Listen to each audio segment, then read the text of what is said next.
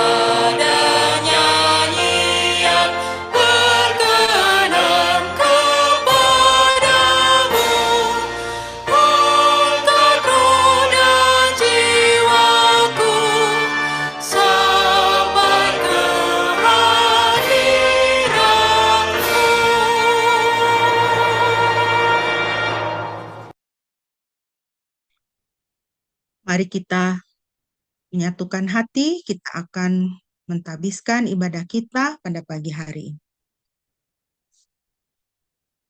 Bapa di surga, kami mengucap syukur Tuhan pada pagi hari ini. Kami boleh kembali mendapati hari perhentian Tuhan yang Tuhan sudah sediakan bagi kami. Dan pada pagi hari ini kami boleh memasuki Minggu Advent yang pertama, di mana ditandai sebagai dimulainya masa raya Natal yang sangat berarti bagi kami. Terima kasih Bapa, kiranya ibadah kami, puji-pujian kami, doa-doa yang kami naikkan ke hadapan Tuhan berkenan di hadapan Tuhan, dan kiranya kami boleh mengalami bahwa Tuhan hadir di dalam hati dan kehidupan kami, menyapa kami sekali lagi, memberi kami kekuatan, meneguhkan iman dan pengharapan kami, dan memulihkan sukacita kami. Terima kasih Bapa. Jemaat yang dikasihi Tuhan, ibadah kita pada pagi hari ini hanya boleh jadi di dalam nama Tuhan Tritunggal yang Kudus, Bapa, Putra, dan Roh Kudus. Kasih karunia-Nya menyertai kita sekalian. Haleluya.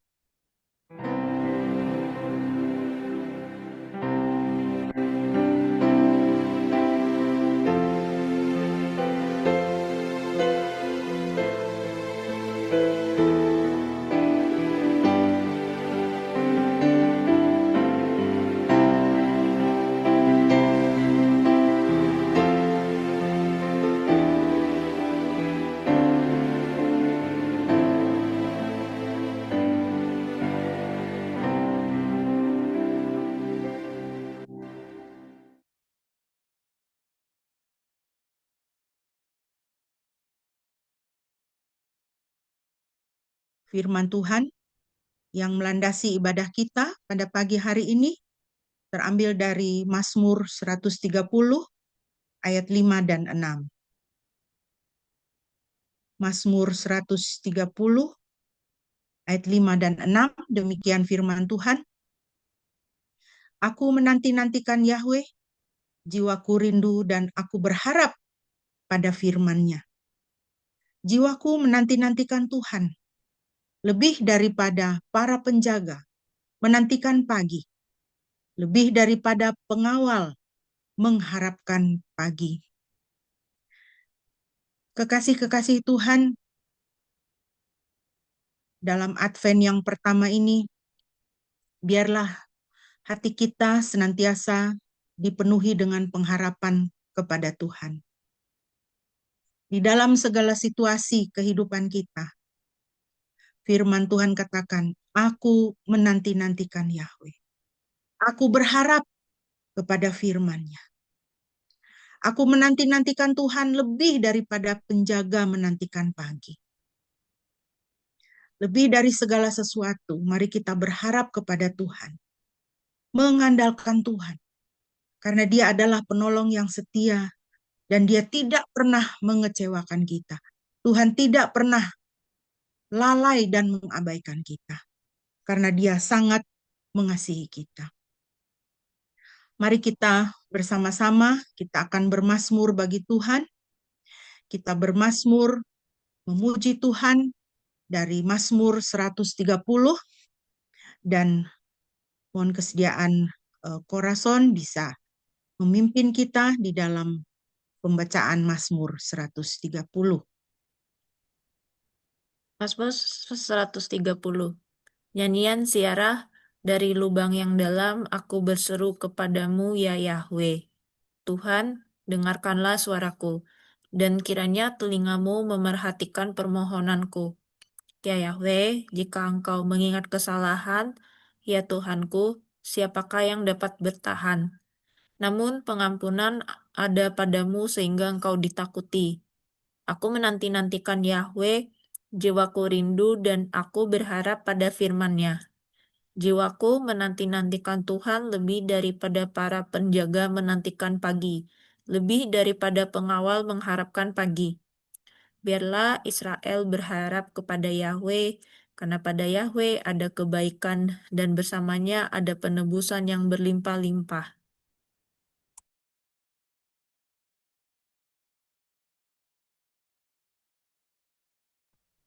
Dia akan menebus Israel dari semua kesalahannya. Amin, haleluya, puji nama Tuhan. Marilah kita senantiasa boleh menjadi orang-orang yang berharap kepada Tuhan, sumber kekuatan dan penghiburan kita. Kita akan merenungkan firman Tuhan. Untuk mempersiapkan diri, mari kita menaikkan pujian dari Kidung Jemaat 85, Kusongsong bagaimana ya Tuhan datangmu.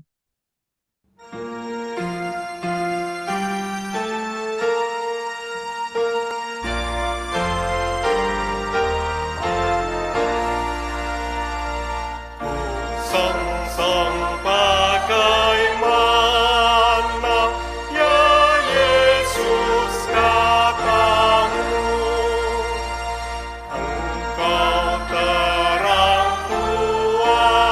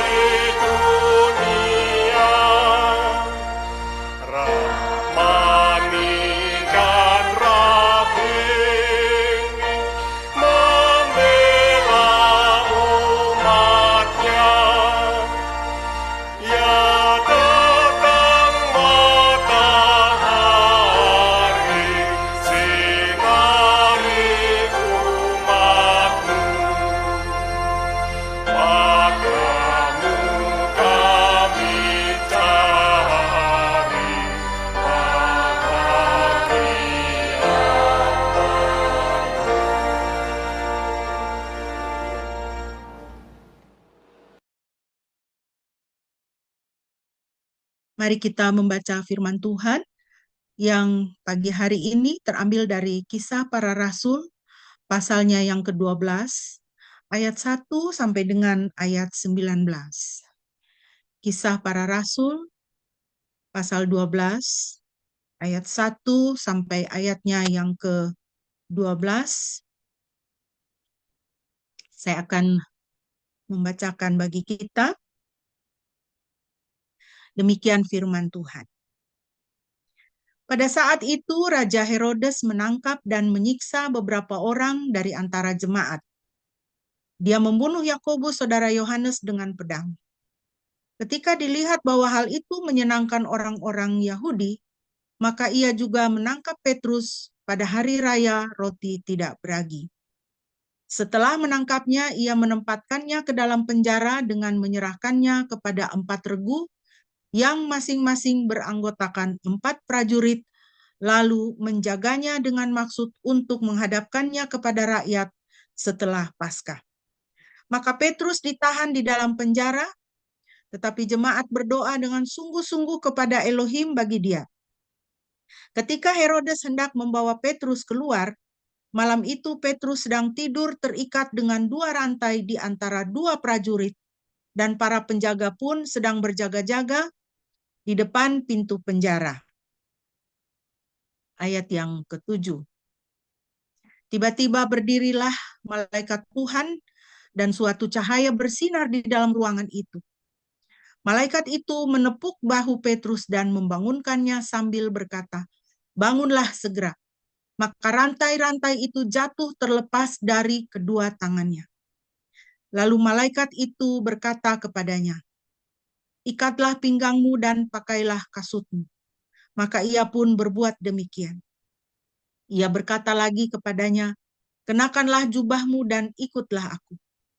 Dan ia keluar mengikuti malaikat itu, tetapi ia tidak mengetahui bahwa hal itu sungguh-sungguh terjadi karena ia mengira sedang melihat suatu penglihatan.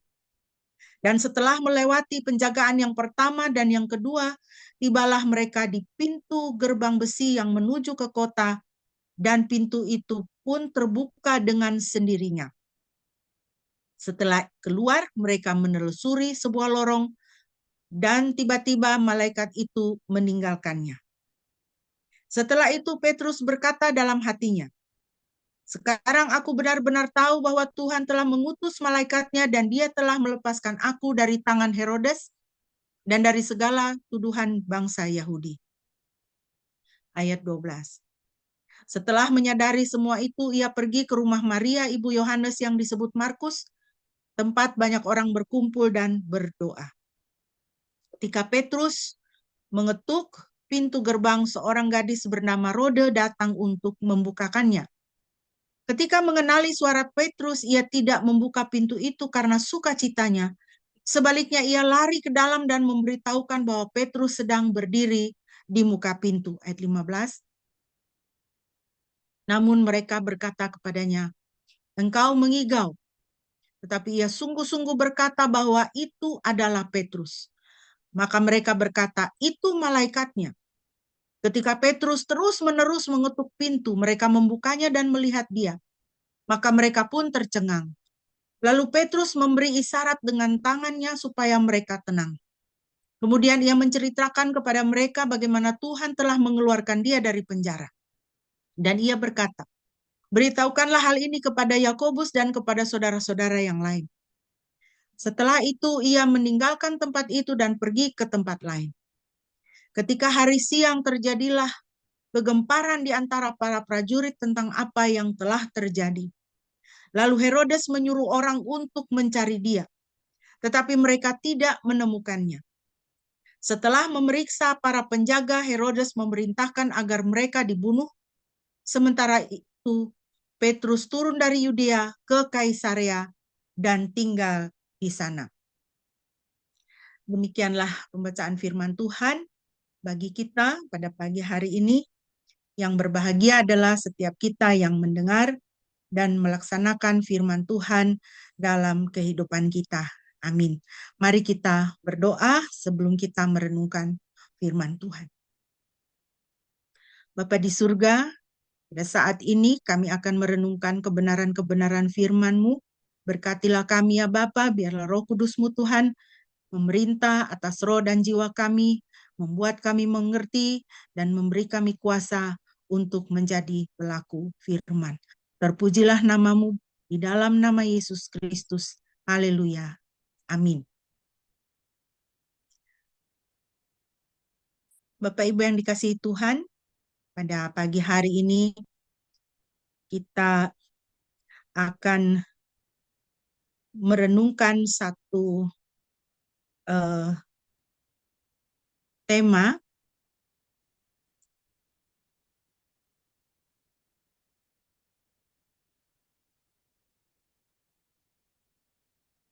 berdasarkan teks firman Tuhan yang kita baca tadi dari Kisah Para Rasul pasal 12, yaitu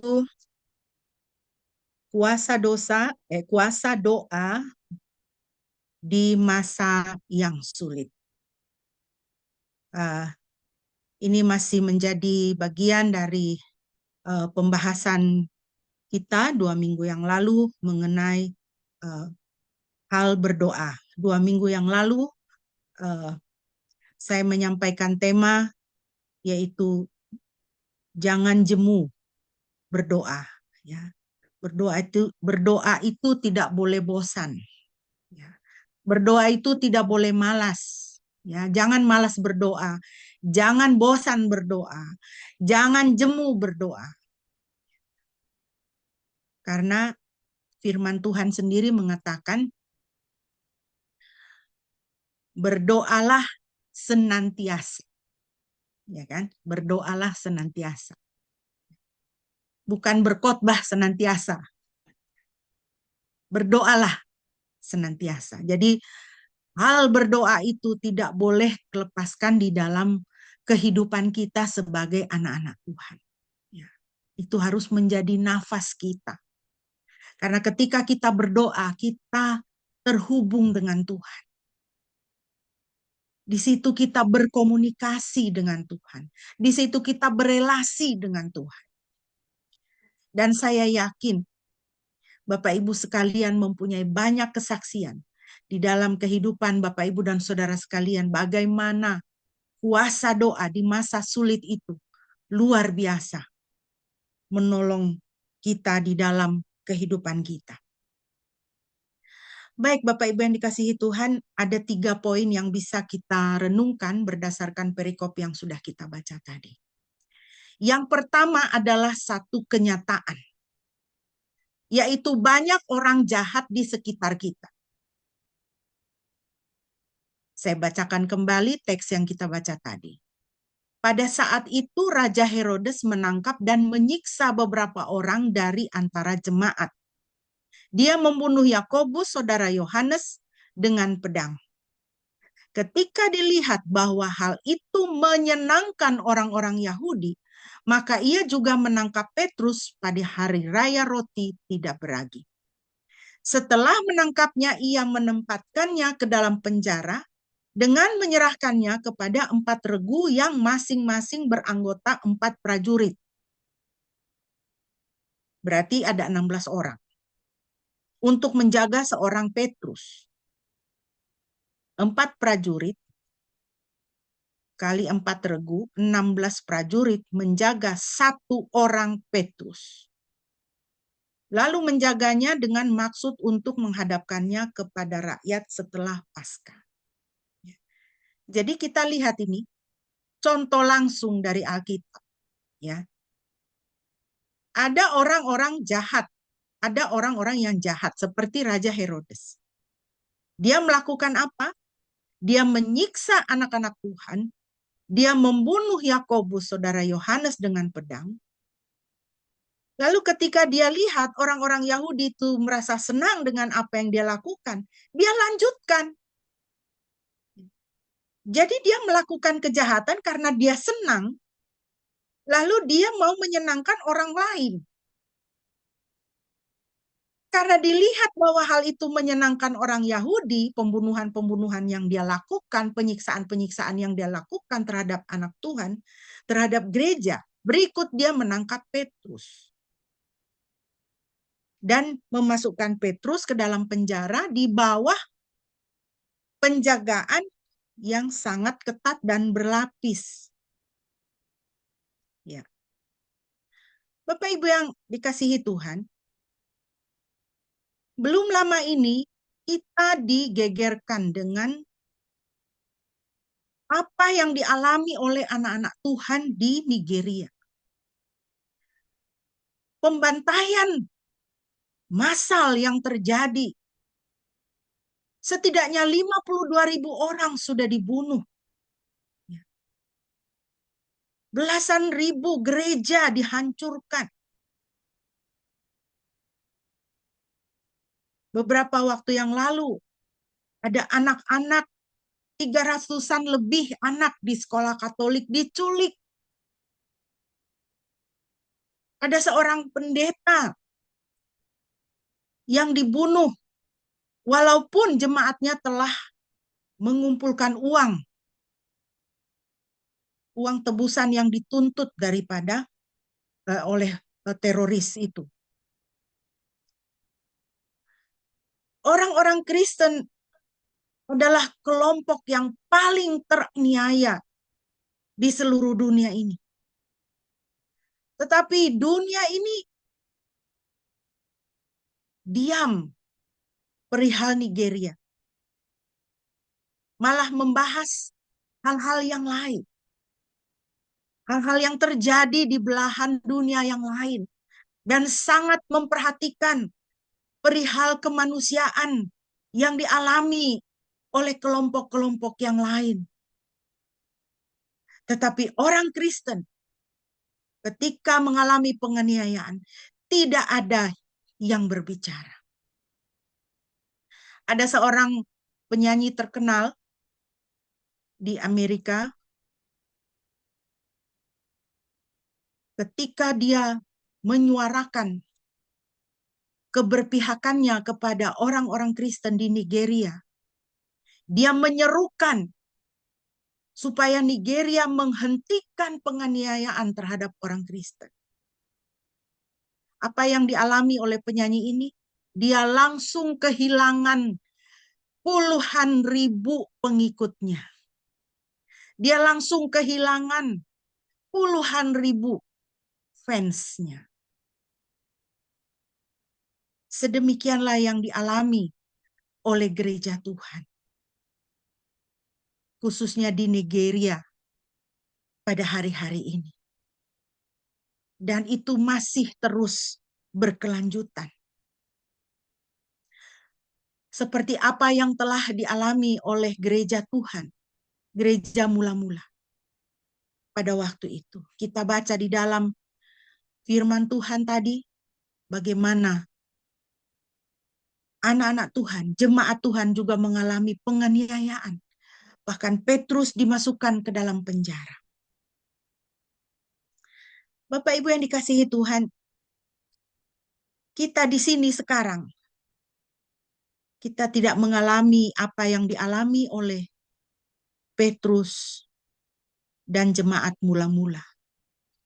Kita di sini sekarang tidak mengalami apa yang sedang diderita dan dialami oleh saudara-saudara kita anak-anak Tuhan di Nigeria. Tetapi di sini kita mengalami berhadapan dengan manusia-manusia yang masih dikuasai oleh kedagingan. Dan itu menjadi masalah buat kita. Dan manusia-manusia yang dikuasai oleh kedagingan ini, mereka menjahati kita. Kita menjadi stres, kita menjadi susah karena orang-orang yang tidak rohani, orang-orang yang tidak kenal Tuhan, orang-orang yang tidak takut kepada Tuhan, bahkan mereka adalah orang Kristen. Manusia-manusia yang hidup di dalam kedagingan akan mendatangkan masalah bagi orang lain. Kita lihat Ada orang Kristen yang penipu, bermulut manis tetapi memiliki rancangan yang jahat terhadap sesama. Kita lihat ada orang Kristen yang menjadi perampas batas tanah orang. Kalau bisa dia memiliki milik orang lain, dia akan berusaha untuk memiliki apa yang dimiliki orang lain secara tidak sah, secara dengan melanggar hukum. Dia tidak peduli karena dia dikuasai oleh ketamakan, bahkan menjarah terang-terangan apa yang menjadi milik orang lain. Dia tidak peduli bahwa saudara sedang berduka. Dia tidak peduli bahwa saudara sedang menghadapi masalah yang lain. Dia tidak peduli saudara sedang menangis. Yang dia pedulikan adalah bagaimana saya bisa menjarah. Bagaimana saya bisa mengambil. Kita lihat orang yang dikuasai oleh kedagingan. Orang Kristen yang dikuasai oleh kedagingan. Dia tidak menghormati pernikahan. Selesai pemberkatan, selesai. Dia tidak menghormati suaminya. Dia tidak mengasihi istrinya seperti yang diperintahkan Tuhan. Pernikahan hanya di atas kertas, tetapi di dalam kehidupan tidak setia. Kembali kepada pacar yang lama. Melakukan persinahan, melakukan percabulan. Inilah manusia-manusia kedagingan. Orang-orang yang pemabuk dan tidak beretika. Malam mabuk, pagi mabuk, siang mabuk, di pesta nikah mabuk, di tenda duka mabuk, dan tidak beretika. Kenapa? Pemabuk itu, dia tidak tahu apa yang dia buat. Coba lihat orang yang pemabuk. Ujung-ujungnya apa? Mereka berkelahi, tawuran, tidak tahu tempat, tidak tahu waktu, melakukan kejahatan. Saya mengkritik lagu-lagu dari daerah saya yang sekarang ini terkenal. Indonesia Timur tahun 2025 ini kan lagu-lagunya terkenal di Nusantara ini. Tetapi saya mengkritik, di sini saya kritik tidak semua, ya. Tetapi ada lagu-lagu yang menjadi terkenal, tapi syairnya itu menurut saya itu sangat jahat, ya. Itu sangat jahat. Kenapa? Karena memasukkan minuman keras di situ. Ikan naik di pantai. Mama-mama turun beli ikan di pantai. Lihat kau minum moke. Lihat kau minum minuman keras. Mengapa membuat lagu yang seperti itu? Mengapa harus memasukkan syair yang seperti itu? Lagu yang lain lagi. Tentang seorang wanita yang menyukai seorang pria. Tetapi ketika syair itu mengatakan, ketika dia lihat pria ini mabuk-mabukan, lalu dia diam saja. Akhirnya dia tutup mulut. Syair lagu yang lain lagi. Bilang kau cinta kah tidak? Bilanglah kau cinta aku atau tidak. Jangan sampai dukun bertindak, setan berpihak. Kenapa kita mesti mengarang lagu yang seperti itu? Ya. tidak beretika. Dan secara bercanda saya bilang sama adik-adik saya, itu kan mengancam perempuan, ya kan? Kalau perempuan, kalau kau tidak cinta sama saya, nanti saya kirim setan sama kamu, iya kan? Dukun bertindak, setan berpihak. Seperti apa begitu? Saya bilang, enggak, mendekati perempuan kok seperti itu. Tidak terhormat sama sekali. Manusia-manusia yang dikuasai oleh kedagingan, yang mendatangkan masalah bagi kita ini orang-orang yang apa? Selalu ingin menyulitkan orang lain. Senang dia kalau orang lain itu susah. Susah dia kalau orang lain senang.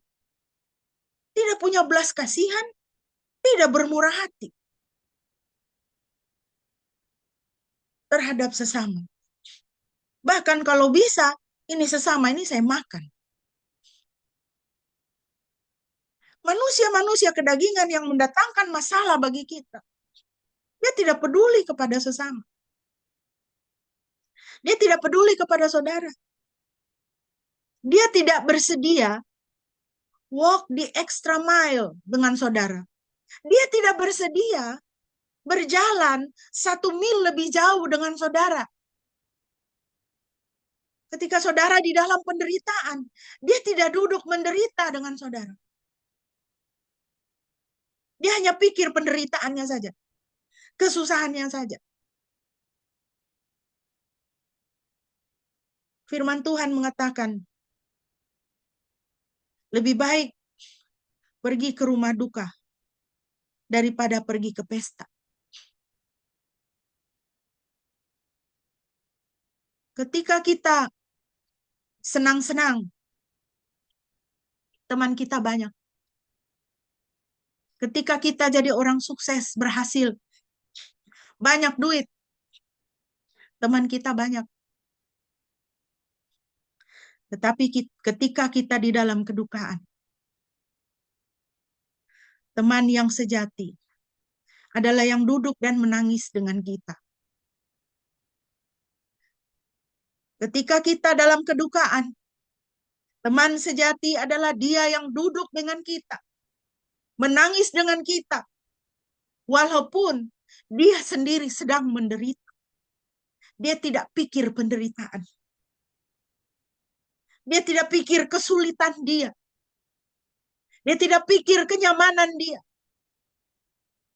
Teman yang sejati, dia akan duduk dan menangis dengan kita. Saya yakin saudara memiliki lebih banyak contoh lagi, ya, tentang manusia-manusia daging ini yang mendatangkan penyiksaan dan persekusi bagi kita, mendatangkan masalah bagi kita, dan kita menjadi sesak hati sama orang-orang yang seperti ini. Saya mau ingatkan kepada manusia-manusia daging, ya, manusia-manusia daging yang senang hidup dengan kedagingan, senang tetap hidup di dalam dosa, adalah pengadilan tahta putih yang harus dan akan kita hadapi pada akhir zaman. Ditulis itu di dalam Alkitab. Wahyu 20. Lalu aku melihat tahta putih yang besar dan dia yang duduk di atasnya. Bumi dan langit telah menghilang dari hadapannya dan tidak ditemukan lagi tempatnya. Lalu aku melihat orang-orang mati, kecil dan besar berdiri di hadapan Elohim. Kemudian dibukalah semua kitab, juga sebuah kitab yang lain yang adalah kitab kehidupan. Dan orang-orang mati dihakimi berdasarkan perbuatan-perbuatan mereka sesuai dengan apa yang tertulis dalam gulungan kitab-kitab itu. Dan laut menyerahkan orang-orang mati dari dalamnya. Juga maut dan alam maut menyerahkan orang-orang mati dari dalamnya. Dan mereka masing-masing dihakimi sesuai dengan perbuatan mereka. Maut dan alam maut dilemparkan ke dalam lautan api. Ini adalah kematian kedua. Dan setiap orang yang namanya tidak tertulis di dalam kitab kehidupan itu, ia dilemparkan ke dalam lautan api. Saudara, ini adalah peringatan keras untuk kita semua. Jangan hidup di dalam dosa. Segera bertobat. Jangan menjadi manusia daging, jadi manusia rohani. Jangan manusia lama, hiduplah sebagai manusia yang baru. Kenapa? Karena kita semua akan menghadap pengadilan tahta putih. Pengadilan Tuhan. Semua orang mati dihakimi berdasarkan perbuatan mereka. Orang yang mati tenggelam di laut, laut akan menyerahkan orang-orang mati yang ada di dalamnya. Orang yang dikubur di tanah, tanah akan terbuka dan menyerahkan orang-orang yang dikubur di dalam tanah untuk menghadap tahta pengadilan Tuhan. Mereka masing-masing dihakimi sesuai dengan perbuatan mereka. Dan Tuhan tidak main-main. Jangankan kita manusia, maut dan alam maut pun akan dilemparkan ke dalam lautan api oleh Tuhan. Setiap orang yang namanya tidak tertulis di dalam kitab kehidupan dilemparkan ke dalam lautan api oleh Tuhan. Yang menguasai neraka itu bukan setan. Yang menguasai neraka itu adalah Tuhan. Dia yang berkuasa untuk melemparkan. Bahkan maut dan alam maut dilemparkan ke dalam lautan api.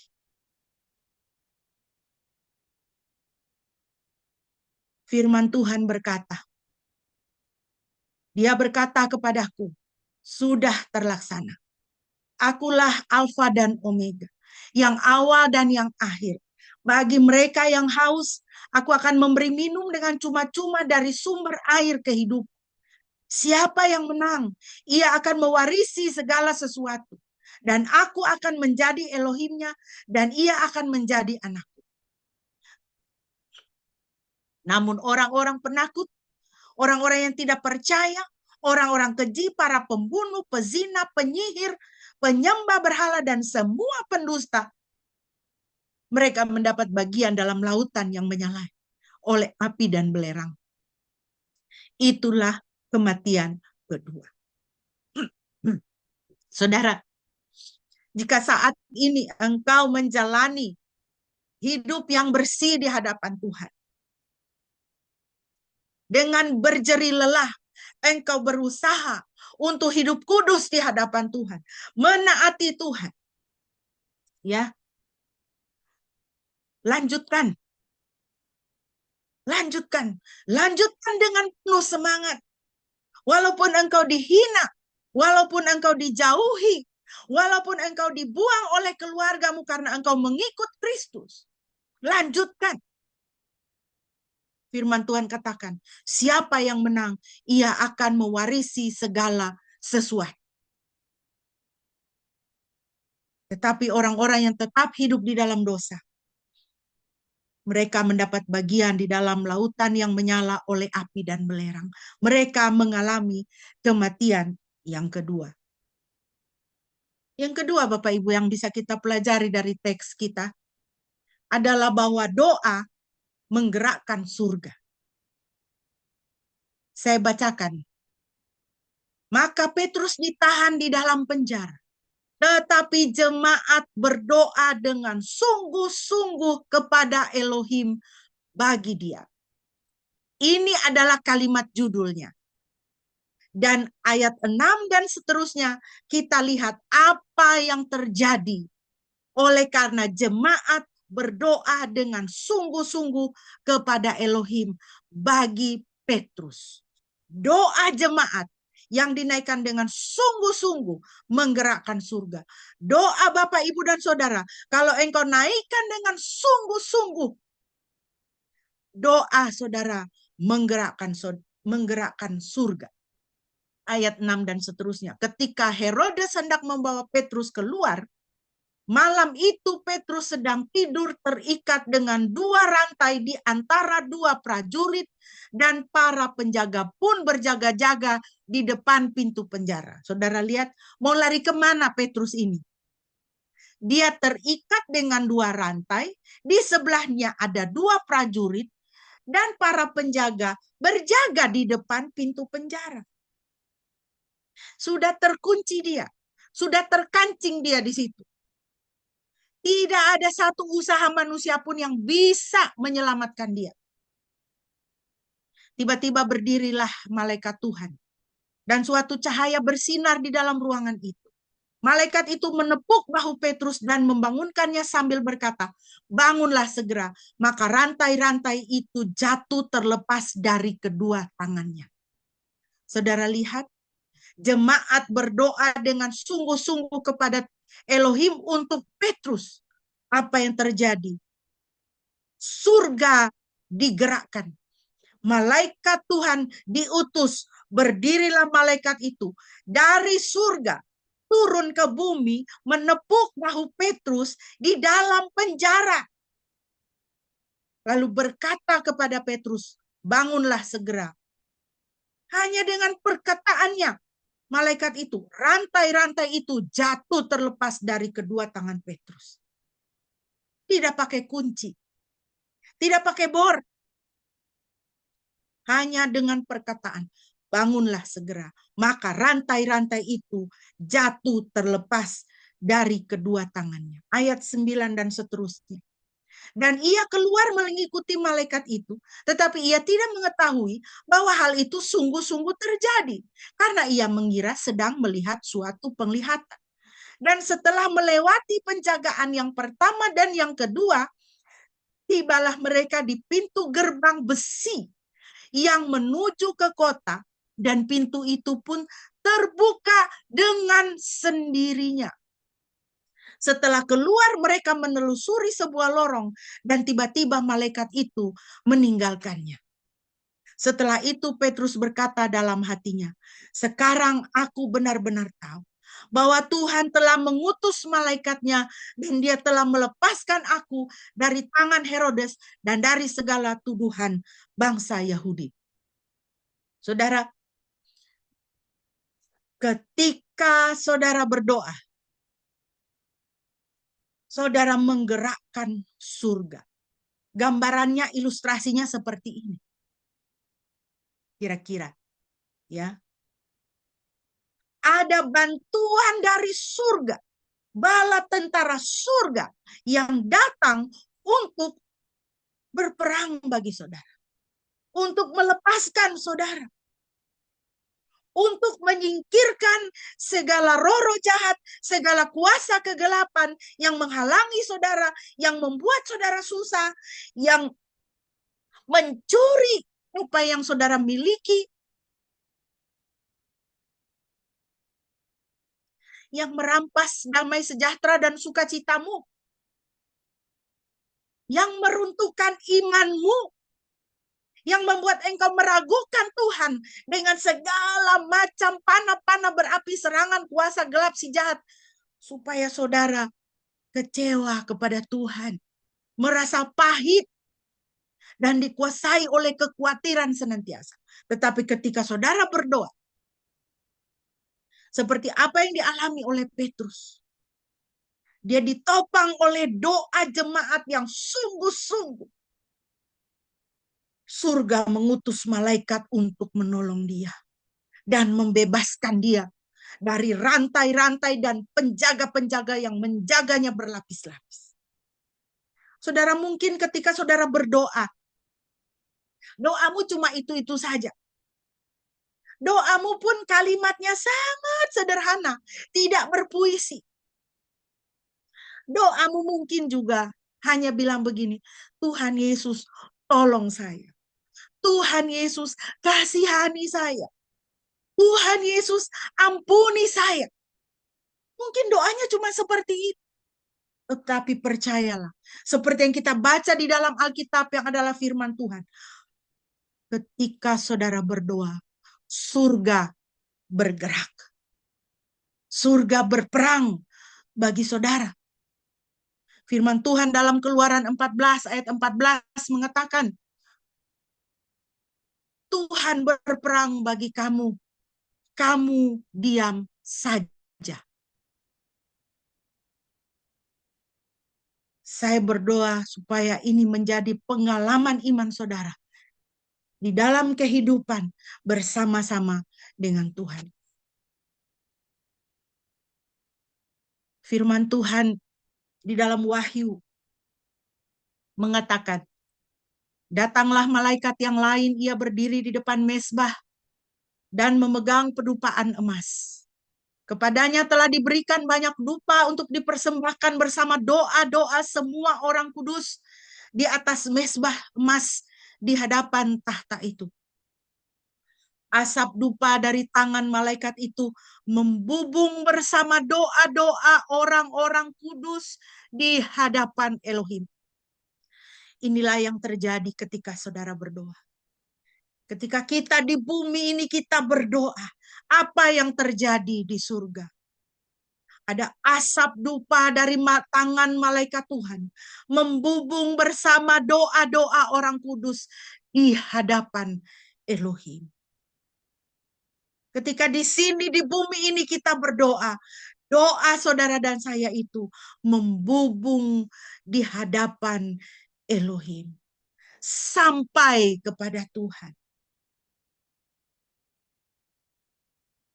Ini satu kalimat yang indah sekali yang disampaikan oleh F.B. Meyer.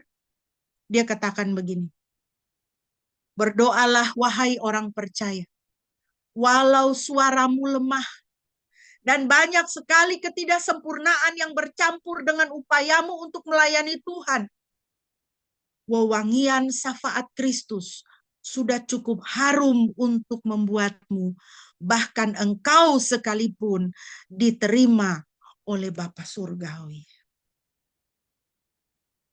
Berdoalah wahai orang percaya. Doa-doa kita sampai kepada Bapa. Oleh karena Yesus Kristus Tuhan Juru Selamat kita adalah imam besar kita yang bersyafaat bagi kita. Maka wewangian syafaat Kristus itulah menghantar doa-doa kita kepada Bapa. Mungkin engkau hanya berkata, Tuhan Yesus tolong saya. Tuhan Yesus kasihani saya. Tuhan Yesus ampuni saya.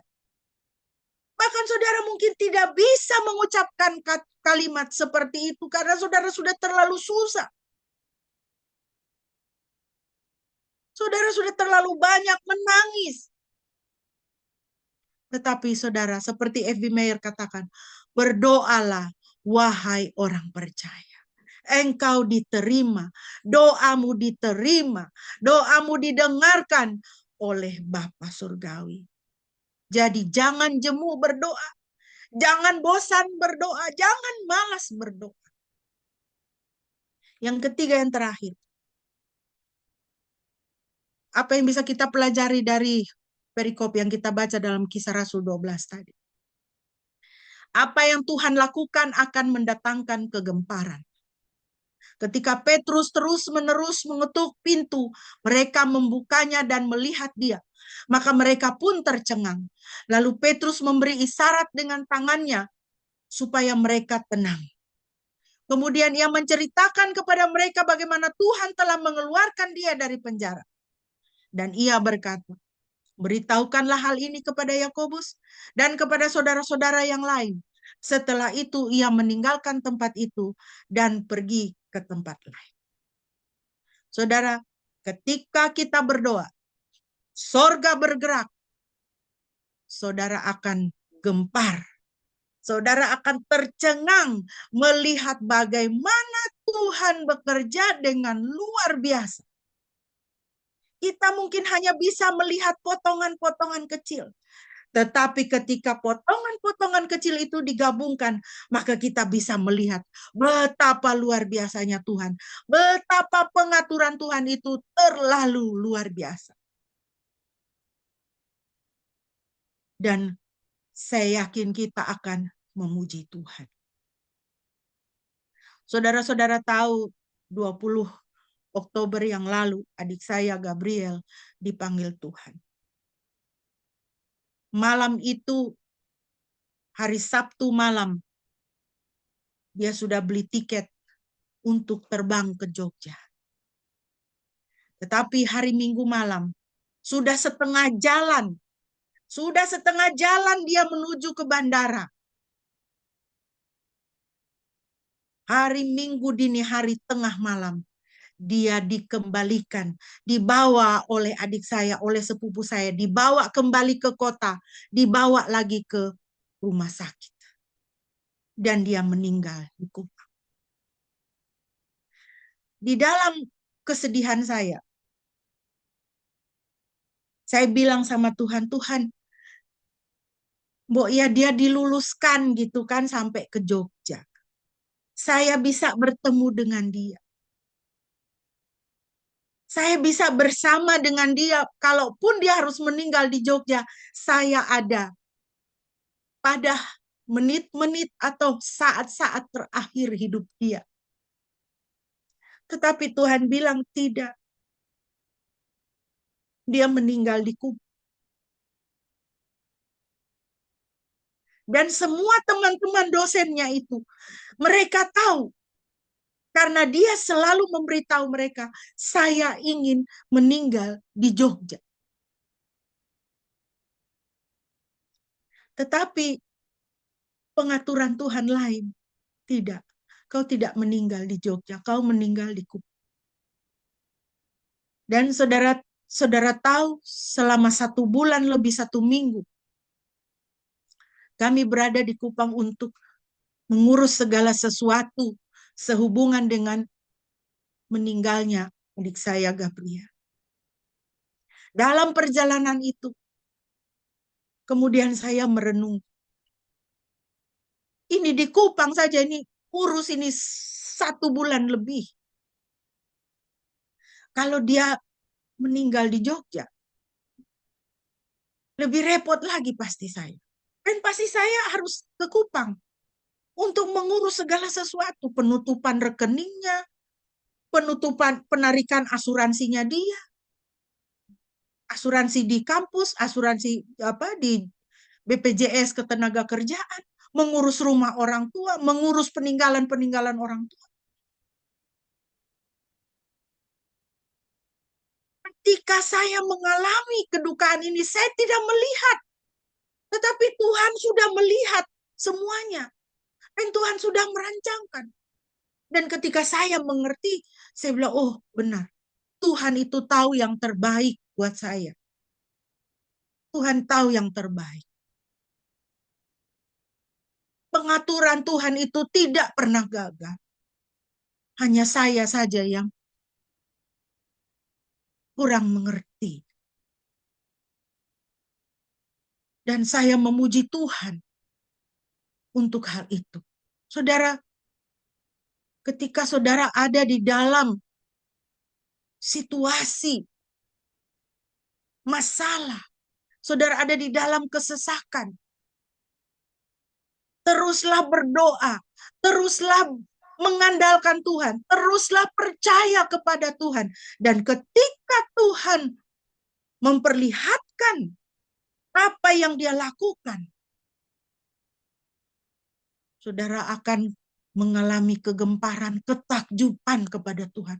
Benar, Tuhan itu luar biasa. Ketika Petrus terus-menerus mengetuk pintu, jemaat ini yang sedang berdoa di dalam, mereka membukanya, melihat dia, mereka pun tercengang. Lalu Petrus memberi isyarat dengan tangannya supaya mereka tenang. Kemudian ia menceritakan kepada mereka bagaimana Tuhan telah mengeluarkan dia dari penjara. Dan ia berkata, beritahukanlah hal ini kepada Yakobus dan kepada saudara-saudara yang lain. Setelah itu ia meninggalkan tempat itu dan pergi ke tempat lain. Saudara, Tuhan, saudara akan melihat dan saudara menjadi gempar bagaimana perkasanya tangan Tuhan itu di dalam menolong engkau. Berbahagialah orang yang menjadikan Yahweh sebagai sandarannya dan tidak berbalik pada kesombongan ataupun kepada pendusta. Berlimpah-limpah ya Yahweh Elohimku perbuatan-perbuatanmu yang ajaib yang kau lakukan dan rancanganmu terhadap kami. Tidak seorang pun yang dapat menyamai engkau. Aku akan memberitakan dan mengatakannya. Terlalu besar jumlahnya untuk dihitung. Kiranya ini menjadi bagian dalam hidup kita. Pengalaman iman di dalam kehidupan kita.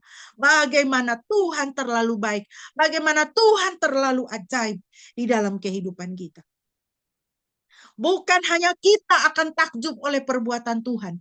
Bahkan di antara orang yang tidak percaya, orang-orang yang tidak percaya akan takjub dan gempar oleh karena perbuatan-perbuatan Tuhan. Ayat 18-19, Kisah Rasul 12. Ketika hari siang, terjadilah kegemparan di antara para prajurit tentang apa yang telah terjadi dengan Petrus. Lalu Herodes menyuruh orang untuk mencari dia, tetapi mereka tidak menemukannya. Setelah memeriksa para penjaga, Herodes memerintahkan agar mereka dibunuh. Sementara itu Petrus turun dari Yudea ke Kaisaria dan tinggal di sana. Gegerlah. Ya, bagaimana penjagaan berlapis rontok begitu saja. Gempar di antara para prajurit. Herodes lalu menjadi marah. Dia suruh orang mencari Petrus. Tetapi karena mereka tidak menemukannya, apa yang dilakukan oleh Herodes? Dia bunuh semua itu penjaga itu. 16 orang itu. Kalau dia gila, mungkin satu petugas penjara itu dibunuh semua sama dia. Kita tidak tahu ya. Geger, saudara. Jadi kita lihat di sini ya.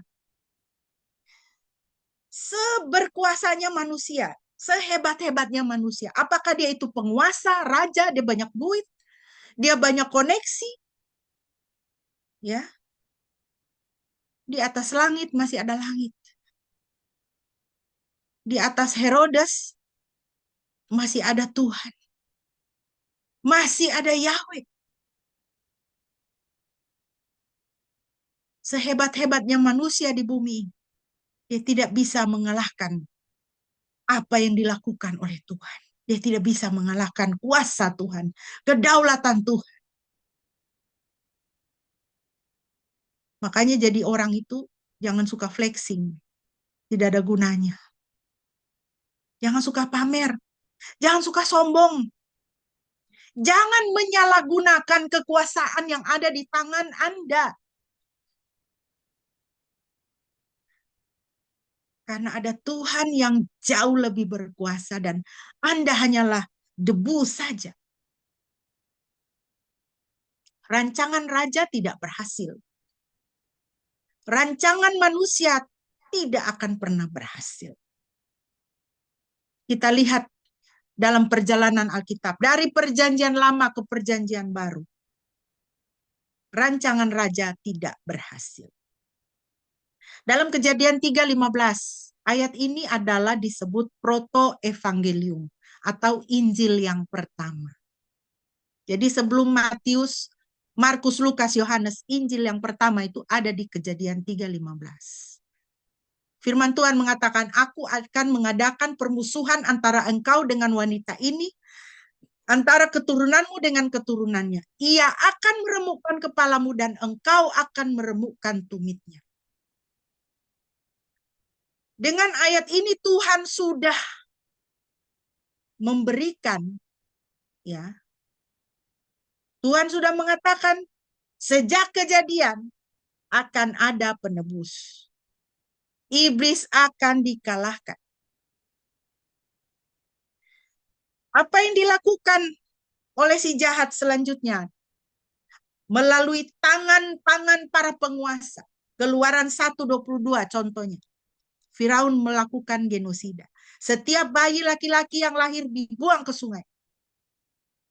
Matius 2:16. Herodes membunuh semua bayi laki-laki di Bethlehem dan sekitarnya. Tetapi di dalam Lukas 11:12 adalah penggenapan dari Kejadian 3:15. Pada hari ini telah lahir bagimu juru selamat, yaitu Kristus Tuhan di kota Daud. Inilah tandanya bagimu. Kamu akan menemukan seorang bayi yang dibungkus dengan lampin terbaring dalam palungan. Jadi saudara lihat, biar Firaun membuang semua bayi laki-laki di sungai, walaupun Herodes membunuh semua bayi laki-laki di Bethlehem dan sekitarnya, juru selamat tetap dilahirkan. Rancangan Tuhan tidak pernah gagal. Walaupun saudara disusahkan oleh manusia-manusia daging yang dikuasai oleh si jahat, yang menjadi kaki tangan setan untuk melakukan kejahatan, rancangan Tuhan untuk hidup saudara tidak akan gagal. Amin. Tidak akan gagal. Pemeliharaan Tuhan atas hidup saudara tidak akan gagal. Penyertaan Tuhan atas hidup saudara tidak akan gagal. No weapon formed against you will prevail. Tidak ada senjata yang dirancang untuk menghancurkan kamu dan senjata itu berhasil. Tidak ada. Karena apa? Firman Tuhan kembali katakan, roh yang ada di dalam kamu lebih besar daripada roh yang ada di dalam dunia ini. Rancangan orang fasik tidak akan berhasil. Karena Tuhan kita adalah Tuhan yang setia. Dia maha berdaulat dan dia maha kuasa. Hari ini Bapak Ibu, kita memasuki minggu Advent yang pertama. Kita menyalakan lilin Advent yang pertama, yaitu lilin hope, pengharapan. Apa artinya buat kita? Hidupkanlah pengharapan. Sesulit apapun keadaan atau situasi kita, jangan padamkan lilin pengharapan. Karena Tuhan kita setia. Ia mendengar doa dan permohonan kita. Sesulit apapun keadaan dan situasi kita, jangan putus berdoa. Dan jangan putus berharap. Karena Tuhan setia. Hidupkanlah pengharapan di dalam hatimu. Dan hiduplah di dalam pengharapan. Kenapa? Karena orang yang berharap kepada Tuhan tidak akan dikecewakan oleh Tuhan. Amin. Orang yang berharap kepada Tuhan tidak akan dikecewakan. Orang yang terus-menerus menaikkan doa kepada Tuhan tidak akan dikecewakan. Jemaat dengan tekun mendoakan Petrus tidak kecewa. Kenapa? Karena Tuhan bawa Petrus pulang. Tuhan lepaskan dia dari penjara. Apapun masalah saudara hari ini, teruslah berdoa, teruslah berharap kepada Tuhan. Tuhan akan melepaskan rantai-rantai itu. Tuhan akan mengusir semua orang yang mengekang Anda. Tuhan akan mengusir orang yang mengurung Anda dan mencelakai Anda, membuat Anda tersudut dan sepertinya tidak bisa berbuat apa-apa dan tidak bisa kemana-mana. Berharap kepada Tuhan tidak akan dikecewakan oleh Tuhan. Efesus 3 ayat 20a sebagai penutup, firman Tuhan mengingatkan kepada kita, dialah yang dapat melakukan jauh lebih banyak daripada yang kita doakan dan pikirkan. Saudara mungkin hanya berdoa 3 kata, Tuhan tolong saya. Tuhan sanggup melakukan jauh lebih banyak daripada apa yang kita doakan dan pikirkan. Kiranya saudara sekalian boleh diberkati. Amin. Mari kita mempersiapkan diri untuk kita memasuki perjamuan kudus. Kita siapkan roti dan anggur yang ada pada kita. Haleluya. Kita mau memasuki minggu Advent yang pertama ini dengan mengingat akan pengorbanan Kristus bagi kita di atas kayu salib. Pada malam perjamuan, Tuhan Yesus berkata, lakukanlah ini sebagai peringatan, bukan aku. Remember me. Kenapa hidup kita banyak susah?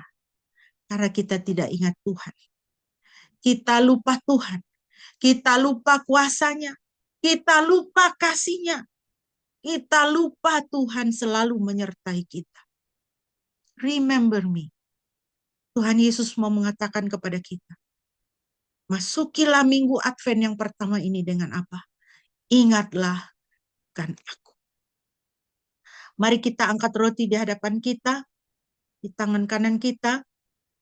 Saudara, dengan roti ini mengingatkan kita bagaimana tubuh Kristus dihancurkan untuk saudara dan saya.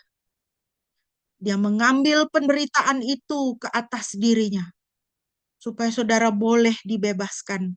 Saudara boleh hidup dengan sukacita damai di hati, karena menerima pengampunan dosa, pembebasan dari Kristus. Kutuk dan aib yang ada atas kita dan keluarga kita sudah dipatahkan karena ditanggungkan kepada Kristus di atas kayu salib. Mari kita makan roti ini dengan penuh pengucapan syukur.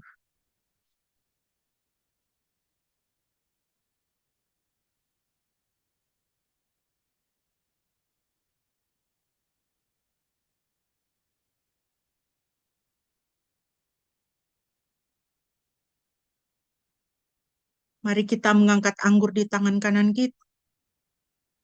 Anggur ini melambangkan darah Kristus yang sudah dicurahkan untuk penghapusan dosa kita, untuk penebusan kita, supaya kita bisa dilahirkan menjadi manusia-manusia yang baru, yang boleh berseru kepada Bapa Surgawi, kepada Tuhan semesta alam. Kita boleh berseru, ya Aba, ya Bapa. Dengan darah Kristus kita dilayakkan untuk menjadi anak-anak Bapa Surgawi. Sehingga kita bisa mendekati tahta kasih karunia Elohim dan mendapatkan pertolongan kita tepat pada waktunya. Mari kita minum dengan pengucapan syukur.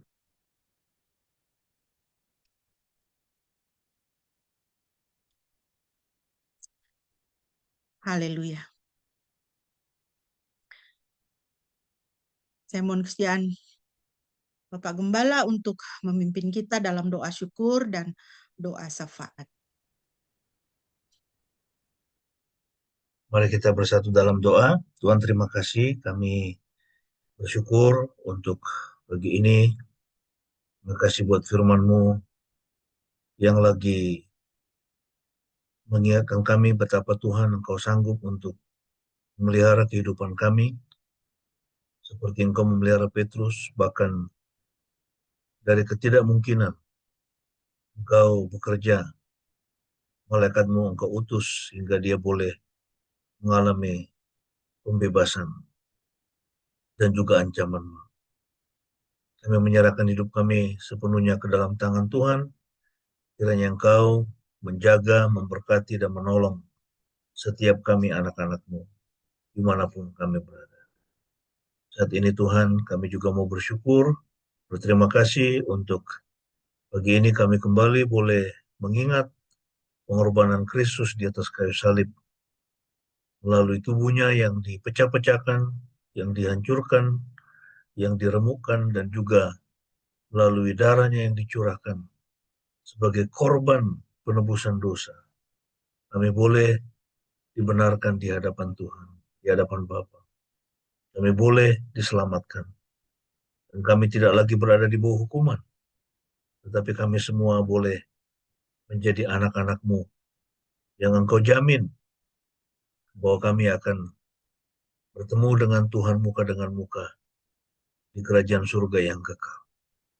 Terima kasih Tuhan atas berkat-Mu yang luar biasa bagi kehidupan kami. Berkatilah semua jemaat-Mu hari ini dimanapun berada. Kami menyerahkan semua orang tua kami dalam masa tua mereka. Biarlah mereka terus diberi kesehatan, diberikan sukacita, dan juga tetap dapat melayani Tuhan bahkan pada masa tua. Janji Tuhan digenapi, Engkau yang setia menggendong mereka.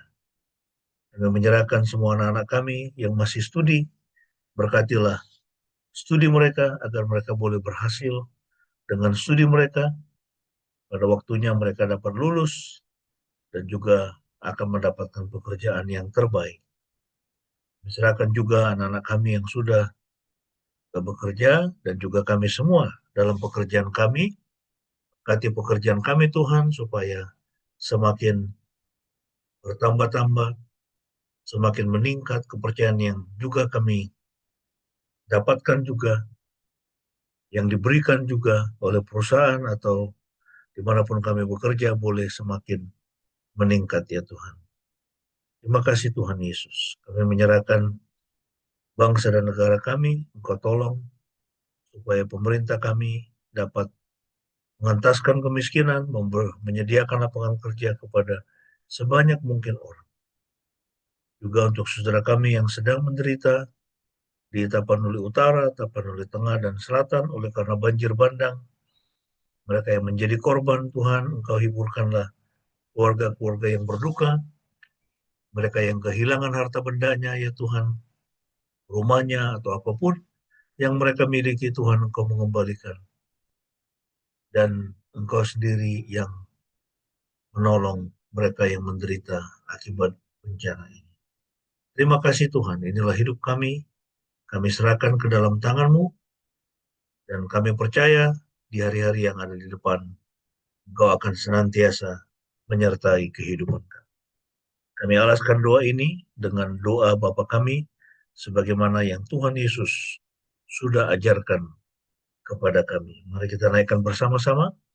Bapa kami yang di surga, dikuduskanlah nama-Mu, datanglah kerajaan-Mu, jadilah kehendak-Mu di bumi seperti di surga.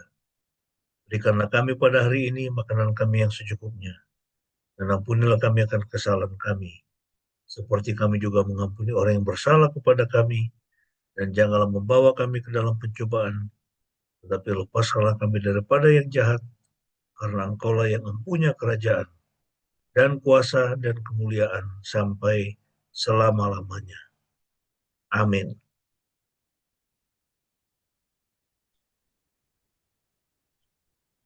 Mari jemaat yang dikasihi Tuhan, bersama-sama kita akan mengucapkan pengakuan iman kita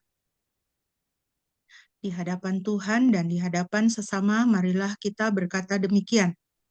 Aku percaya kepada Elohim, Bapa yang Maha Kuasa, Khalik langit dan bumi, dan kepada Yesus Kristus, anaknya yang tunggal Tuhan kita, yang dikandung dari Roh Kudus, lahir dari anak darah Maria, yang menderita sengsara di bawah pemerintahan Pontius Pilatus, disalibkan, mati, dan dikuburkan, turun ke dalam kerajaan maut. Pada hari yang ketiga bangkit pula dari antara orang mati, naik ke sorga, duduk di sebelah kanan Elohim Bapa yang Maha Kuasa, dan dari sana ia akan datang untuk menghakimi orang yang hidup dan yang mati. Ku percaya kepada Roh Kudus, gereja yang kudus dan am, persekutuan orang kudus, pengampunan dosa, kebangkitan tubuh, dan hidup yang kekal. Amin. Kita akan mengakhiri ibadah kita pada pagi hari ini, dan sebelum kita akan menutup dan menerima berkat, mari kita kembali memuji Tuhan dengan menaikkan Kidung Jemaat 383, Sungguh Indah Kabar Mulia.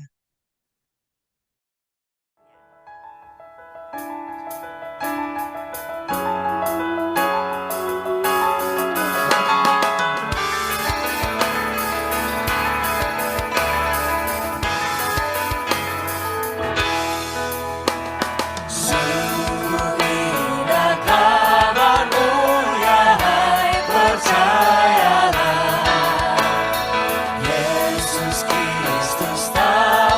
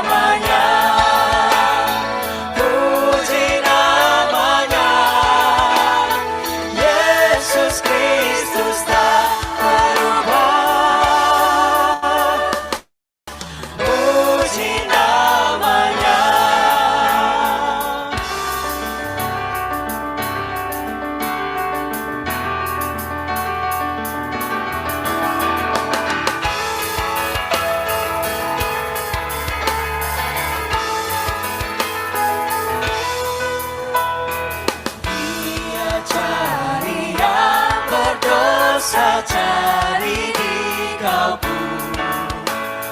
Datanglah, rendahkan hati, serahkan dirimu.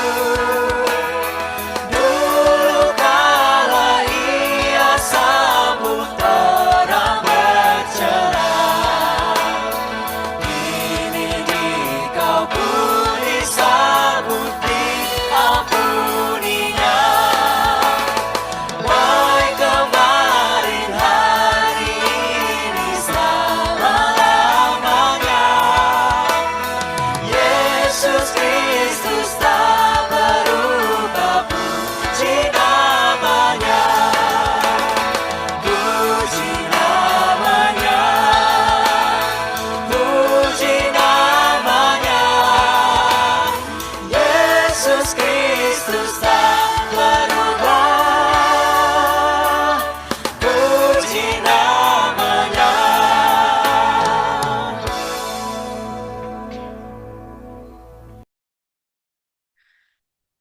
Jemaat yang dikasihi Tuhan, sekarang arahkanlah hatimu kepada Tuhan dan terimalah berkat-Nya. Yahweh memberkati engkau dan memelihara engkau. Yahweh membuat wajah-Nya bersinar atasmu dan memberi engkau anugerah. Yahweh mengarahkan wajah-Nya kepadamu dan memberi engkau damai sejahtera. Pujilah Khalik semesta.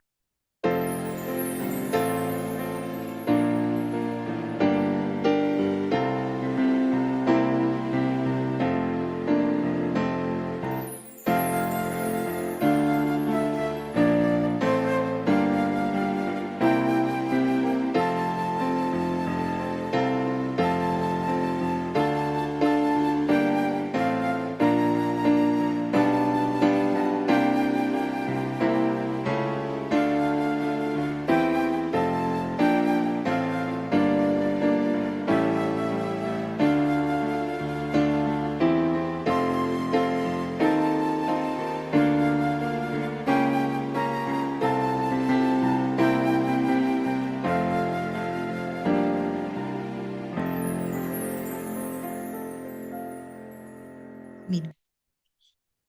Mari kita bersaat teduh.